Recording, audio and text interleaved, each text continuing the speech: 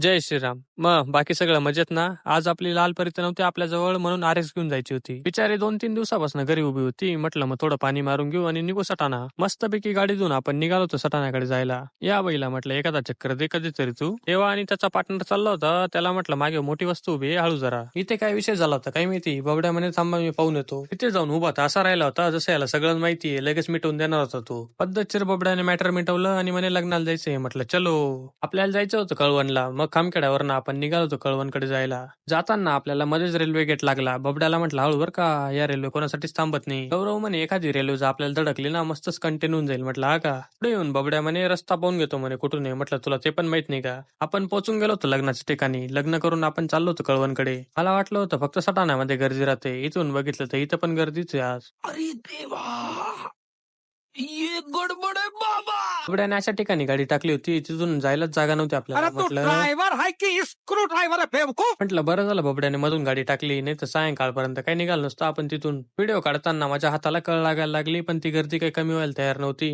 म्हटलं जाऊ द्या भाऊ, मोबाईल ठेवून घेतो, अजून भरपूर गर्दी वाटतं पुढे. ये है हिस्ट्री का सबसे लंबा ट्रैफिक जाम। ये कोई छोटा मोटा जाम नहीं बल्कि ये आपण जिथे लग्नाला आलो होतो तिथे नेमका बॉबीज बँड होता. मग काय एखादा व्हिडिओ पाहूनच घ्या तुम्ही आता. चला कळवणमध्ये.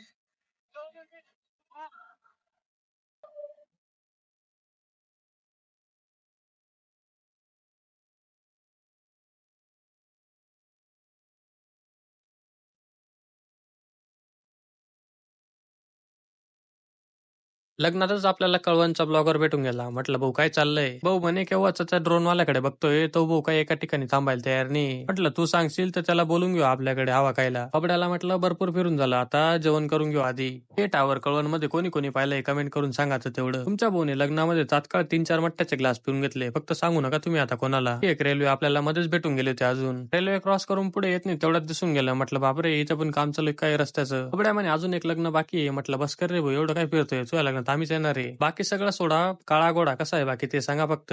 सगळे लग्न लावून आपण निघालो होतो घराकडे. बबड्याला म्हटलं वातावरण जरा जास्तच खराब आहे नाही का आज. आपण का पाण्यात सापडून जातो म्हटलं आज. बबड्या म्हणे किती पण पाणी आला चालेल, तू फक्त माझे फोटो काढून द्यायचे आधी. आपण फोटो काढायला थांबलो नाही तेवढ्याच तिथे 3-4 जण थांबून गेले. म्हटलं भयानक स्पॉट आहे हा फोटो काढायला. मग काय फोटो काढून आपण आलो सटाणा. पाण्यामुळेच आज व्हॉइस द्यायला पण प्रॉब्लेम येतोय, त्याच्यामुळे समजून घ्या थोडा आजचा दिवस. भेटू उद्या. आदनान काय म्हणतोय बघा. बाबा किती